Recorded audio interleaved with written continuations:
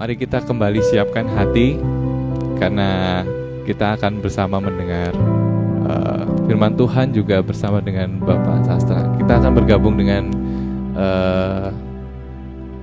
Saudara Sastra.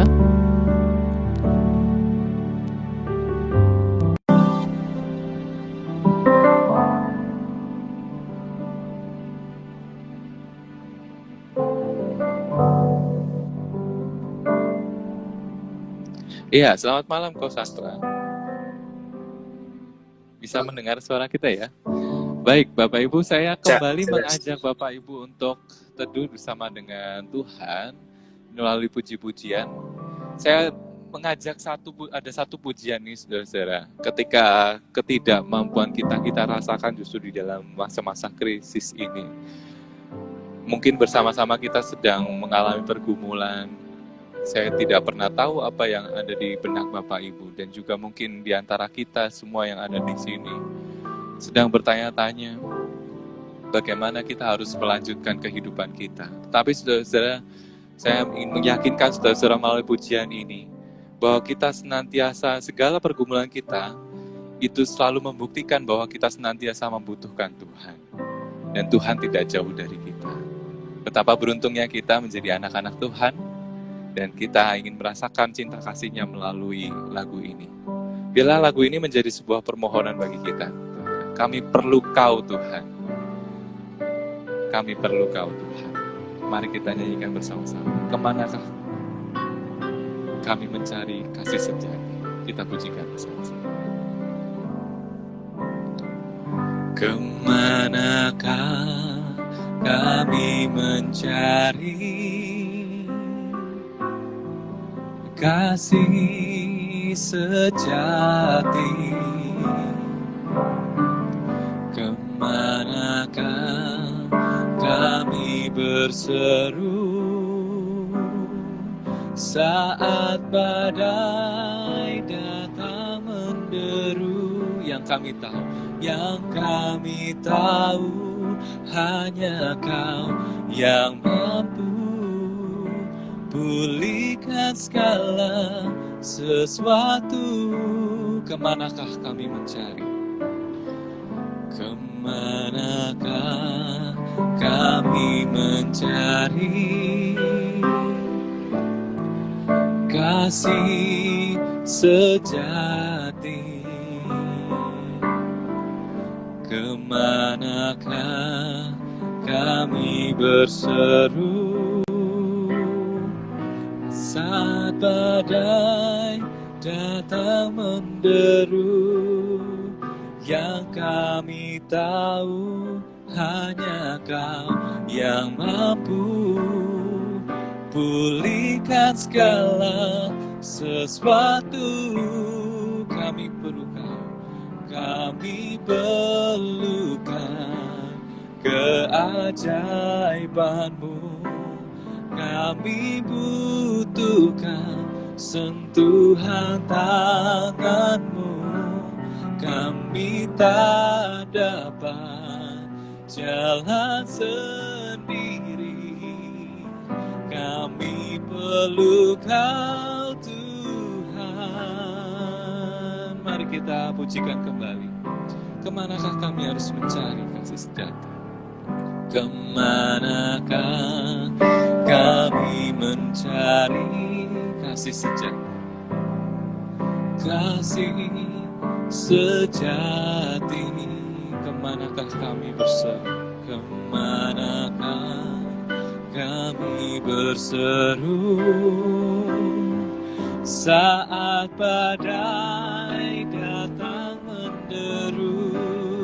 Yang kami tahu hanya Kau yang mampu pulihkan segala sesuatu. Kami perlukan keajaiban-Mu. Kami butuhkan sentuhan tangan-Mu. Kami tak dapat jalan sendiri. Kami perlu Kau Tuhan, kami butuhkan. Kami perlukan keajaiban-Mu. Kami butuhkan sentuhan tangan-Mu.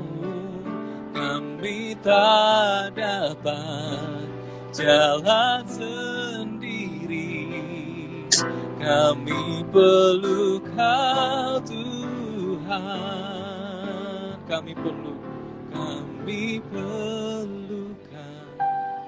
keajaiban Tuhan. Kami butuhkan sentuhan tangan. Kami tak dapat jalan sendiri. Tak dapat jalan sendiri. Kami perlu Kau Tuhan. Perlu Kau Tuhan. Mari kita nyanyikan. Kami perlukan.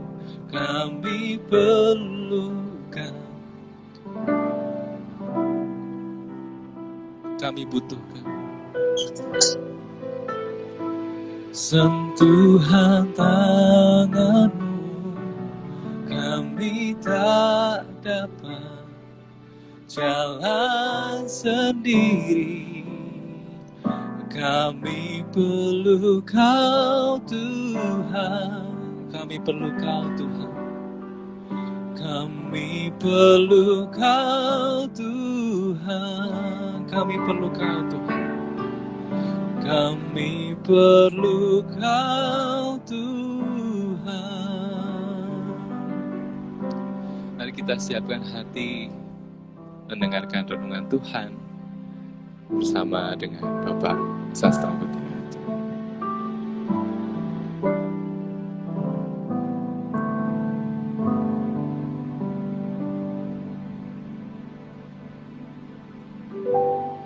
Mari kita berdoa, Bapak Ibu.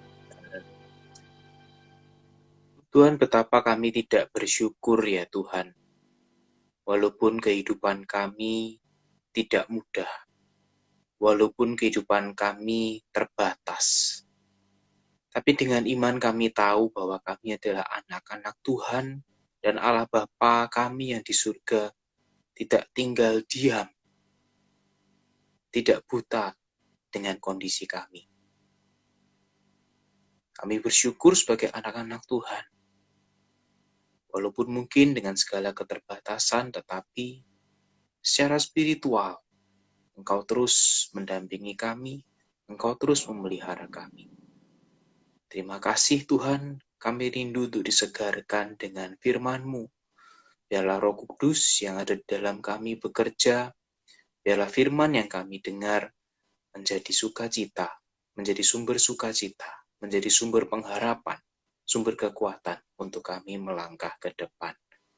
Terima kasih Tuhan Yesus, kami siapkan hati kami untuk mendengar firman Tuhan. Amin. Bapak Ibu Saudara, saya mau mengajak Bapak Ibu Saudara untuk membaca satu ayat saja dari Injil Yohanes 6. Injil Yohanes 6 ayatnya yang ke-35. Injil Yohanes 6 ayatnya yang ke-35. Saya akan bacakan bagi kita semua. Jika Anda mau mengikuti perikop ini, silakan Anda juga sambil mendengarkan. Anda bisa mengikuti bagaimana diskusi, bagaimana perbincangan antara Yesus dengan orang-orang yang ada di sana pada waktu itu. Baik, inilah Yohanes 6, pasal 6 ayatnya yang ke-35. Kata Yesus kepada mereka, "Akulah roti hidup. Barang siapa datang kepadaku, ia tidak akan lapar lagi. Dan barang siapa percaya kepadaku, ia tidak akan haus lagi." Lagi saya ulangi perkataan Yesus ini, "Akulah roti hidup." Yesus berkata demikian. Barang siapa datang kepadaku, ia tidak akan lapar lagi. Dan barang siapa percaya kepadaku, ia tidak akan haus lagi. Bapak Ibu Saudara, jika kita melihat Alkitab di Injil Yohanes, Sebelum Yesus menyatakan dirinya sebagai roti hidup seperti yang kita baca tadi, Yesus melakukan sebuah mujizat, yaitu memberi makan 5.000 orang. Bahkan kalau kita melihat sumber yang lain, 5.000 orang itu baru prianya saja. Kalau semua dihitung, termasuk yang perempuan, termasuk yang anak-anak, bisa 10.000 atau mungkin malah 12.000. Kita tidak tahu pasti, tetapi itu jumlah yang sangat banyak. Nah, ribuan orang itu ikut makan roti yang dipecah-pecah Yesus dan masih meninggalkan sisa 12 bakul itu. Orang-orang ini kagum dengan sosok Yesus, karena itu mereka berusaha untuk cari Yesus ini, mereka berusaha untuk ikuti Yesus ini kemanapun Yesus pergi. Tetapi Yesus itu sebagai Tuhan, ia meneropong jauh ke dalam hati mereka, dan Yesus mengetahui bahwa yang orang-orang cari ini adalah roti yang membuat kenyang. Mereka mencari Yesus sebagai pemuas perut mereka. Yesus melakukan mujizat, memberi makan 5.000 orang itu memang untuk memberi makan roti dan ikan pada mereka yang berkumpul dan mereka itu kelaparan. Sudah jam makan malam begitu. Tetapi itu bukan tujuan akhir dari mujizat Yesus itu. Kita mengenal mujizat itu dikenal sebagai tanda. Mujizat itu sebagai tanda Yesus untuk sebuah pernyataan identitasnya sebagai anak Allah yang diutus Allah Bapa sebagai jalan keselamatan bagi manusia. Dan ternyata orang-orang yang mengikut Yesus itu, kerumunan itu, tidak bisa melihat lebih dari sekedar roti dan ikan yang membuat mereka kenyang. Sungguh mengejutkan kalau kita baca di ayat yang ke-30 sampai ke-31, ketika Yesus itu mengajak orang-orang untuk percaya kepadanya, percaya kepada Yesus, orang-orang ribuan orang yang sudah cukup melihat mujizat itu masih bertanya. Mereka bertanya pada Yesus, tanda apakah yang engkau perbuat? Supaya dapat kami melihatnya dan percaya kepadamu. Pekerjaan apa yang engkau lakukan? Loh, mereka ini barusan mendapat makan dari 5 roti dan 2 ikan, dan 5.000 orang lebih itu mendapat makan. Tapi mereka masih bertanya, tanda apa yang engkau buat supaya kami bisa melihat dan percaya? Pekerjaan apa yang engkau buat, wahai Yesus? Lalu mereka menyombongkan nenek moyang mereka. Nenek moyang kami telah makan mana di padang gurun. Seperti ada tertulis mereka diberinya makan roti dari surga. Wow, mereka membayangkan nenek moyang mereka yang ada di padang gurun itu selama 40 tahunan. Mereka makan dari mana, dan mereka membanggakan itu. Pertanyaan orang-orang yang tidak percaya Yesus ini setidaknya menunjukkan 2 hal mengenai karakter mereka, mengenai apa yang terjadi di dalam batin mereka, di dalam hati mereka. Pertama, Bapak Ibu Saudara, mereka adalah orang-orang yang orientasinya adalah fisik belaka. Kalau menggunakan bahasa Rasul Paulus, orientasinya mereka itu daging belaka. Memang tidak salah, sebagai manusia perlu makan dan minum, serta ada kebutuhan fisik lainnya. Tetapi bukankah Yesus juga menyatakan, manusia hidup bukan hanya dari roti saja, tetapi juga dari setiap firman yang keluar dari mulut Allah. Sayangnya orang-orang ini adalah orang-orang yang orientasinya adalah kebutuhan fisik dan daging saja. Secara spiritual, mereka buta. Dan yang kedua, mereka begitu mengagungkan dan menyombongkan tradisi nenek moyang mereka. Mereka bangga sebagai bangsa yang nenek moyangnya itu pernah makan mana yang turun dari langit, roti surga. Dan Yesus segera menolak kepercayaan dan tradisi yang mereka pegang secara keliru itu. Bukan Musa yang beri engkau makan, Tetapi Allah Bapa yang di surga itu yang memberi makan nenek moyangmu dengan roti. Tetapi roti yang itu pun, roti yang katanya dari surga itu pun, tidak membuat nenek moyang mereka hidup sampai pada hari itu. Nenek moyang mereka itu sudah mati. Mereka cuma mengutamakan tradisi, mereka membanggakan sejarah nenek moyang mereka, tetapi mereka keliru untuk menangkap esensinya, Bapak Ibu Saudara. Ketika Yesus menyatakan dirinya sebagai roti hidup, Yesus bukan bicara soal kebutuhan dan pemuasan fisik, kebutuhan daging, bukan. Tetapi kebutuhan dan rasa kenyang, kepuasan secara spiritual, kepenuhan secara spiritual. Roti hidup. Kata hidup yang dipakai dalam frasa roti hidup itu bukan hidup secara biologis, bukan hidup secara fisiologis, tetapi hidup yang sejati. Hidup yang ada di dalam persekutuan dengan Allah. Hidup yang dipersatukan dengan pencipta. Hidup yang dipersatukan dengan sumber kehidupan itu sendiri.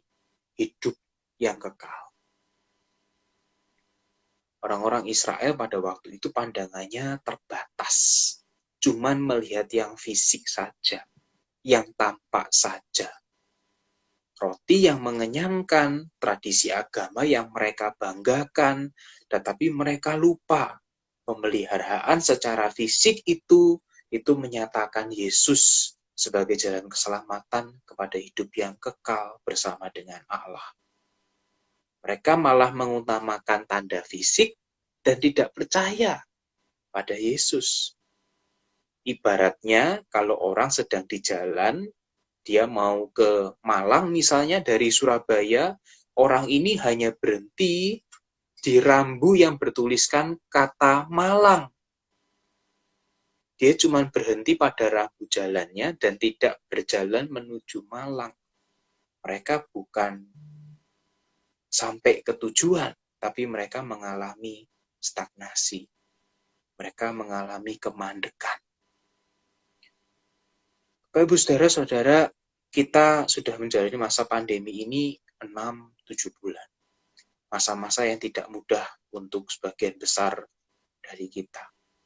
Kita menghadapi segala macam keterbatasan dan kita masih harus terus berjuang dengan sedemikian rupa dan bahkan di tengah-tengah kehilangan yang kita alami. Kalau kita menilai keselamatan dan pemeliharaan Allah itu semata-mata cuman yang dari fisik saja, cuman yang dari yang tampak saja, kita mungkin akan kecewa dan mempertanyakan iman kita. Apa tandanya supaya kami bisa percaya padamu? Kalau kita mau ngomong seperti orang Israel itu.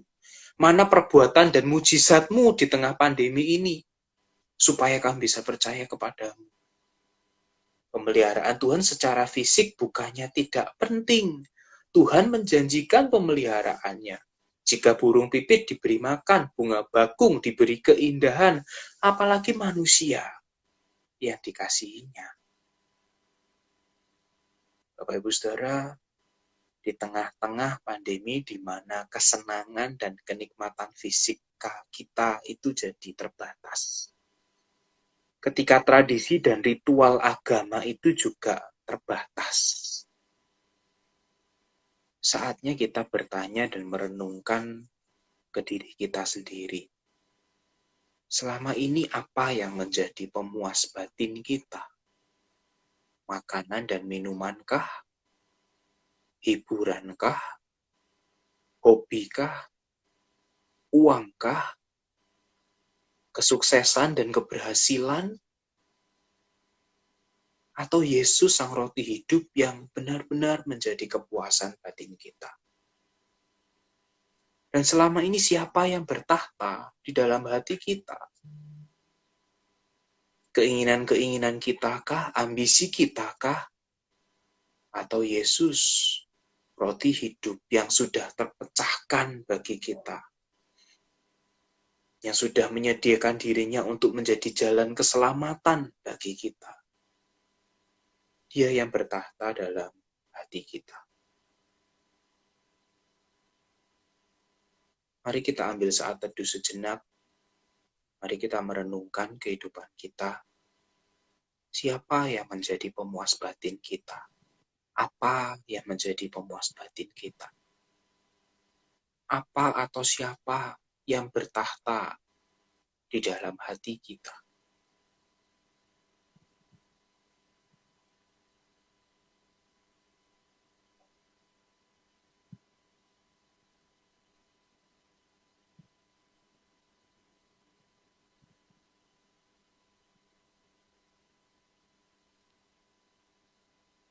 Tuhan, terima kasih atas firman-Mu. Terima kasih Yesus Kristus yang sudah hadir ke dunia, merasakan penderitaan sebagai manusia, merasakan pahitnya hidup di bawah tekanan penjajah dan orang-orang yang tidak suka dengan kehadirannya. Tapi Yesus melewatinya dengan setia dan membawa keselamatan bagi kita.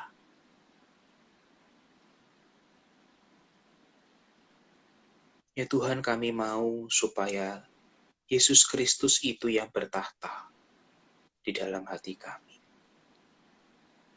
Kami sungguh mau, ya Tuhan, Yesus Kristus itu, Allah itu, yang menjadi pemuas bagi batin kami.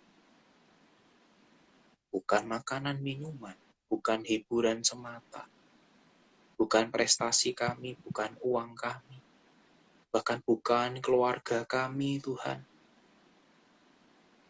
Tetapi Engkau yang kekal, yang menjadi sumber kepuasan kami, yang bertahta di hati kami.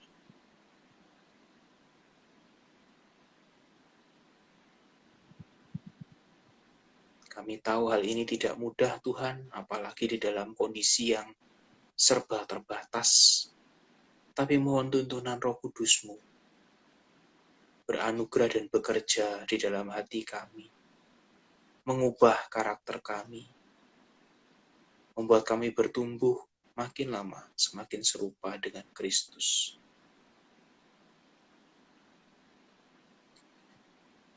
Tuhan, malam ini kami juga mau menaikkan beberapa doa syafaat kami. Bapak Ibu Saudara, nanti secara berseling-seling doa kita akan tutup. Doa kita akan selingi dengan lagu pujian yang sudah dipersiapkan. Yang pertama, mari kita berdoa untuk saudara-saudara, rekan-rekan jemaat kita berduka. Dari informasi yang saya dapat, ada Bu Desi Hananto, yang suaminya Pak Hananto, seorang yang ceria, seorang yang penuh senyum, sudah meninggalkan Bu Desi, berpulang ke rumah Bapak. Di dalam kedukaannya, mari kita berdoa supaya Tuhan hiburkan. Jika Bapak Ibu Saudara mengingat nama-nama saudara-saudara kita, rekan-rekan jemaat kita yang juga sedang berduka, sebutlah nama mereka di dalam. Mari Bapak Ibu Saudara kita naikkan doa kita untuk saudara-saudara kita yang berduka.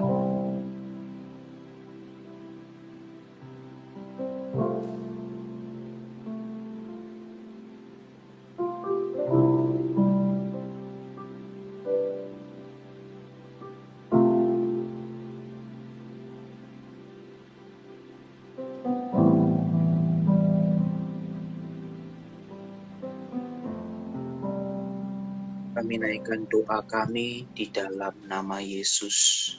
Hanya nama Yesus. Nama Yesus, hanya nama Yesus, hanya hanya nama Yesus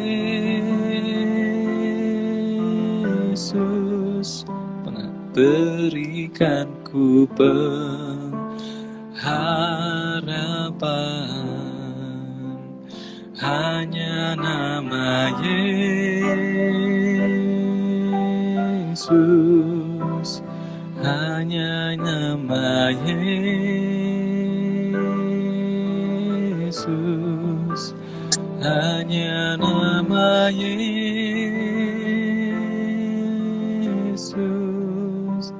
berikan ku kepastian.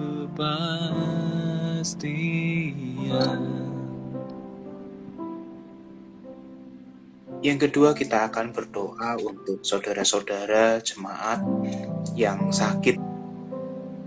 Informasi yang saya terima, Ibu Maria dan Pak Agus barusan terkena musibah hari Minggu lalu.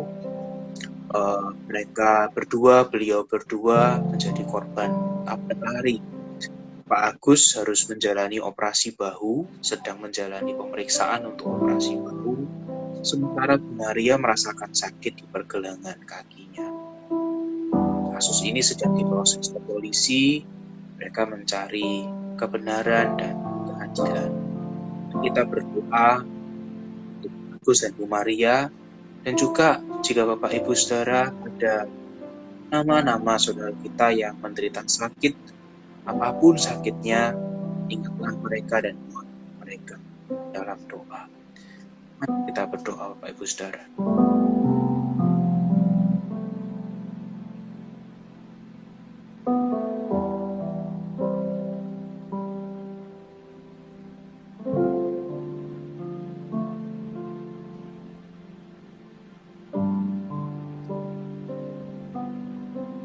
Mohon Tuhan untuk saudara-saudara kami yang sakit, berikan kesembuhan, jamah penyakitnya, sembuhkanlah Tuhan.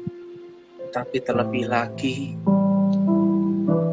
sembuhkan jiwa mereka yang terluka juga. Sembuhkan kekecewaan mereka. Sembuhkan kemarahan mereka. Sembuhkan kesedihan mereka. Karena hanya Engkau, Yesus, roti hidup yang terpecahkan. Hanya nama Yesus. Hanya nama Yesus,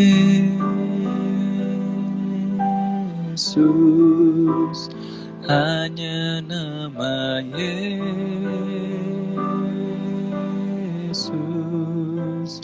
hanya nama Yesus, berikan ku pengharapan. Pengharapan,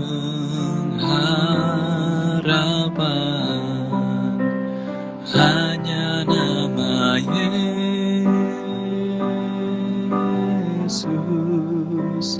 hanya nama Yesus,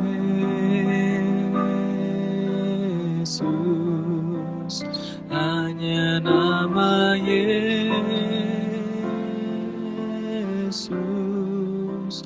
berikan ku kepastian.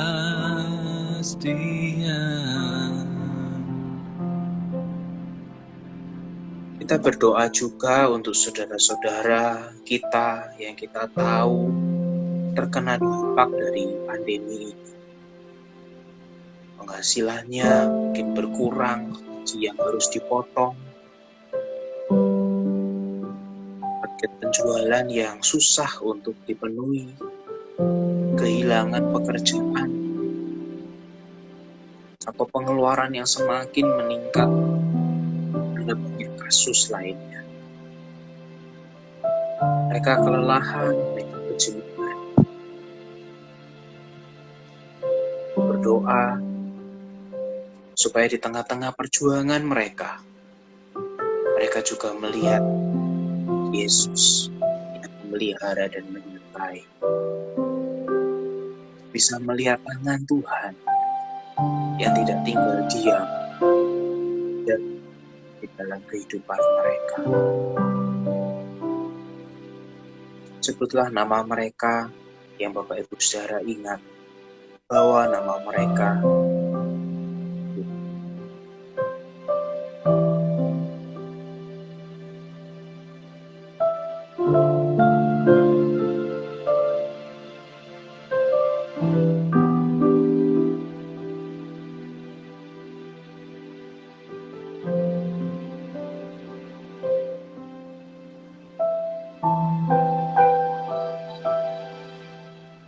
Kami mohon Tuhan untuk mereka yang terdampak secara finansial, peliharaanmu Tuhan mereka butuhkan.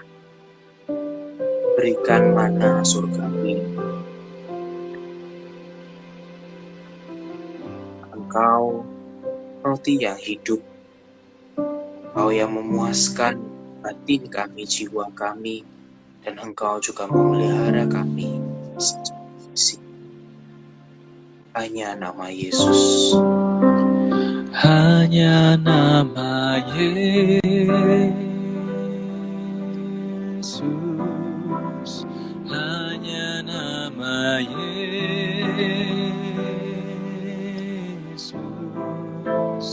hanya nama Yesus, berikan ku pengharapan. Hanya nama Yesus, hanya nama Yesus,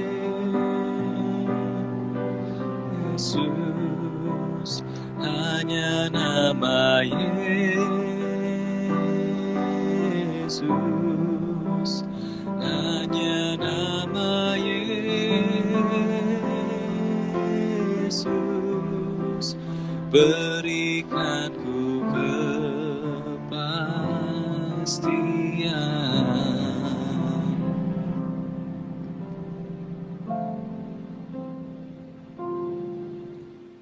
Kita juga mau berdoa untuk kita, anak-anak kita yang berusia sekolah, mereka yang menjadi siswa, dan mereka yang menjadi Bapak Ibu Saudara, sebagai orang yang ikut mendampingi saja muda ini, sungguh tantangan yang besar untuk mereka harus bisa belajar secara online. Mereka tidak bisa bertemu dengan teman, mereka terisolasi di depan komputer mereka sendiri, dengan duduk dan kuliah yang berjam-jam, kelelahan dengan tugas-tugas yang diberikan begitu ringan.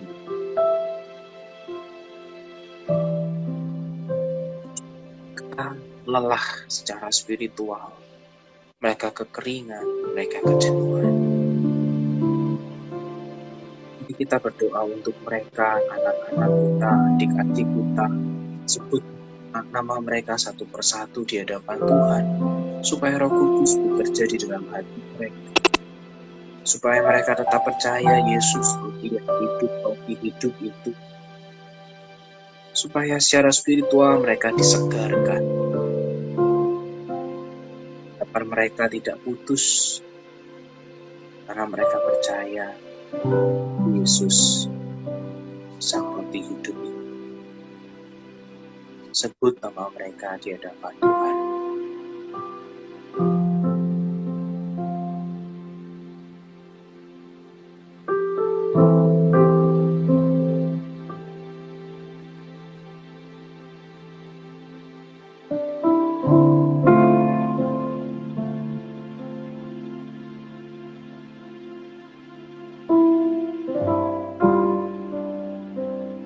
Jadilah bagi anak-anak kami, bagi adik-adik kami yang sedang belajar secara online, hanya nama Yesus yang bisa memberikan mereka penghiburan dan kekuatan. Nama Yesus. Hanya nama Yesus,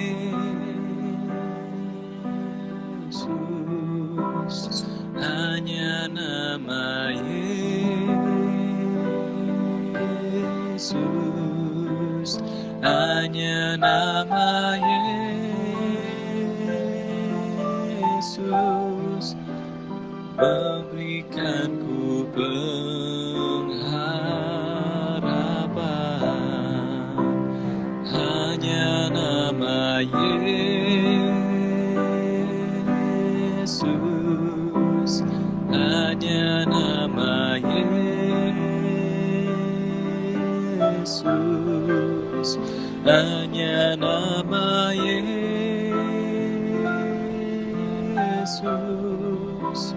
berikanku kepastian.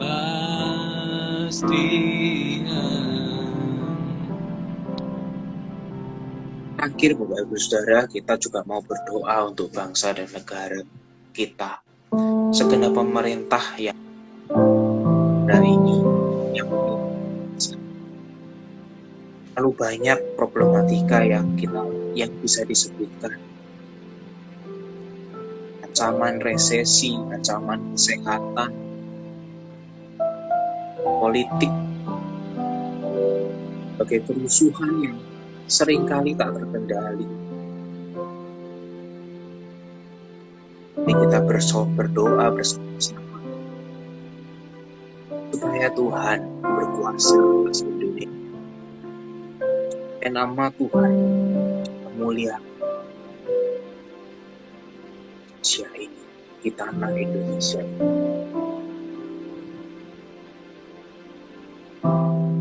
Angkat doa kita.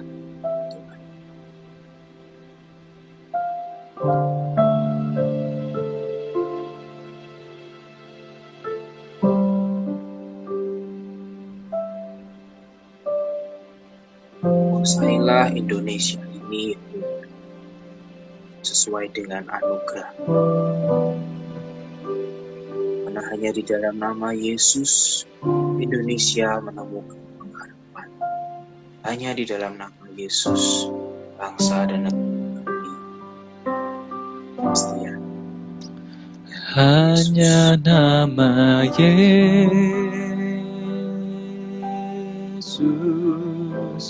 hanya nama Yesus, hanya nama Yesus, berikanku pengharapan, berikanku pengharapan. Hanya nama Yesus, hanya nama Yesus, hanya nama Yesus, berikanku kepastian.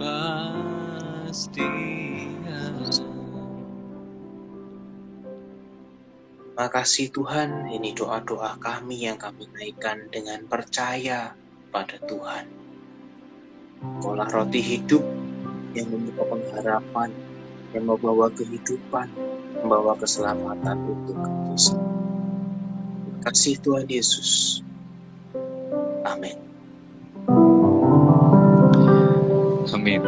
Terima kasih untuk firman dan juga kesediaan Ko Sastra mendoakan kita semua.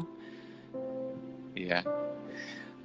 Bapak Terima kasih Ibu juga Dio. Ya, sampai berjumpa kembali dalam acara doa malam GKI Ngagel. Dan Bapak Ibu, saya menyampaikan bahwa besok masih ada kegiatan gereja kita secara online. Besok ada pendalaman Alkitab bersama dengan Pendeta Florida, dan juga hari Jumat ada malam kesaksian seperti biasa. Dan kita nantikan siapa narasumbernya yang akan membagikan sesuatu bagi kita yang tentu itu akan memberkati juga bagi kehidupan kita. Juga untuk teman-teman muda juga ada Cangkruk from Home setiap hari Jumat, Bapak Ibu yang punya anak-anak yang berusia muda, remaja maupun pemuda, dan juga teman-teman muda yang juga menyaksikan acara ini dan bergabung pada acara ini juga bisa ikut Cangkruk from Home. Melalui informasinya bisa didapati dari akun Instagram NYC GKI Ngagel. Sekali lagi terima kasih untuk kehadiran Bapak Ibu saudara-saudara sekalian. Juga ada Kak Probo yang juga menyampaikan salam di sini. Saya menyapa Bapak Ibu juga dari tempat ini bersama dengan Saudara Otniel. Saya percaya Bapak Ibu juga dapat mendapati nama-nama juga yang ada di kolom komentar di sini, dan kita masih mengingat betul siapa orang-orangnya, dan kita senantiasa terus bertumbuh melalui cara-cara yang Tuhan anugerahkan bagi kita, salah satunya secara virtual ini. Terima kasih kembali untuk Saudara Sastra, Kosastras. Kita juga bisa bertemu di lain waktu. Terima kasih Bapak Ibu. Akhir kata saya ucapkan Tuhan Yesus berkati. Iya, Tuhan Yesus memberkati Kosastra dan juga kita semua. Selamat malam, Tuhan memberkati. Selamat malam.